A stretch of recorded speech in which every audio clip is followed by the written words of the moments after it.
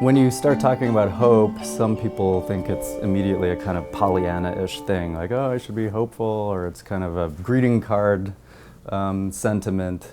You go kind of doe-eyed and start thinking soft thoughts about how we should all be hopeful in one another. And of course, there are some important things to be said in favor of those kinds of things, but we think of hope as also an extremely difficult and important and foundational sort of state that can be discussed in ways that aren't so saccharine. One of the interesting things that philosophers talk about with respect to hope is, of course, its rationality. So there's a sense in which you can't hope for everything.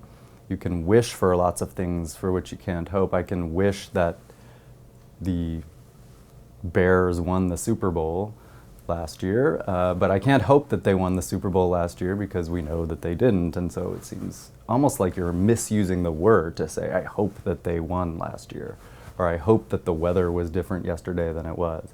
So there's a kind of semantic content that suggests that there are rationality constraints on hope, which philosophers try to look at and analyze. There's a kind of orthodox account, people call it the orthodox account because most people share it, that says that hope involves at least desiring something and believing that it's possible. So in this case, you wouldn't believe that the weather yesterday could be different than it was, and so you wouldn't believe that's possible, and so you can't really hope for it. So that's that condition that's constraining the rationality of hope. And then there's this kind of debate about what further conditions might be required. One thought experiment that people have discussed frequently is that of the Shawshank Redemption. So this is a Stephen King short story that was turned into a film. You have two characters, Andy and Red. Both of them really desire something to get out of prison. Both of them regard it as possible. It's explicit in the story and in the film. But somehow one character, Andy, is hopeful and says he's hopeful and that he's acting in such a way as to make it come about, even if he thinks it's extremely unlikely.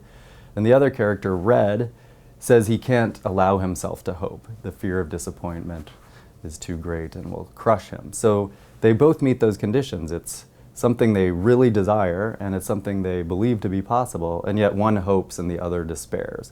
So cases like this make people think, oh, we need some other kind of condition to really explain the difference between hope and despair. And that's where some of the debate is at the moment, trying to find this elusive third condition. So different people have different things they want to add to the orthodox conception. My own favored approach, which I'm in the middle of writing up, is what I call the focus or attention account of hope. So it basically says something like, the difference between hope and despair is the extent to which you're focusing on the very slim odds of the thing coming about, or whether you're focusing on the fact that it's possible or that you take it to be possible. So if you're focused on the thing as a possibility, under the aspect of its possibility, if you want, then you're hoping for it. If you're focusing on the fact that it's incredibly unlikely and the odds are such long shot odds, then you're despairing of it. So you can desire it in the same way, you can believe that it's possible in the same way, and it's this focus that really makes the difference between hope and despair. It might even be a kind of spectrum thing where you can move back and forth. The focus might be under your control sometimes, other times, given the circumstances or the strength of the desire, it might not always be under your control. So I also kind of talk a little bit about the way a certain kind of, if you want, mindfulness training could lead us to be more hopeful people, cultivating the virtue of hope, by learning how to focus on something under the aspect of its possibility, rather than allowing our focus or attention to always drift towards the fact that it's so unlikely. You can even hear this in the way that someone might say something about what they hope for or despair of. So in the Andy and Red case, Andy might say, I know that it's really unlikely, but at least it's possible, and sort of focus on the possibility. That's the hopeful sort of approach. And Red might say, I know that it's possible, but it's really unlikely. Same desire, same estimation of the probabilities, but you can even hear in the way it's stated a kind of difference in attitude that I take to be the essential difference between hope and despair. So one more locus of discussion is the relationship between hope, optimism, and action.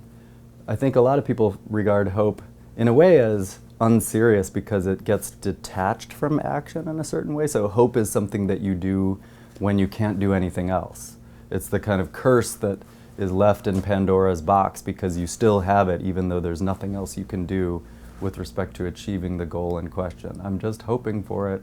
It seems possible, but there's not much I can do. I'm just sort of passively hoping.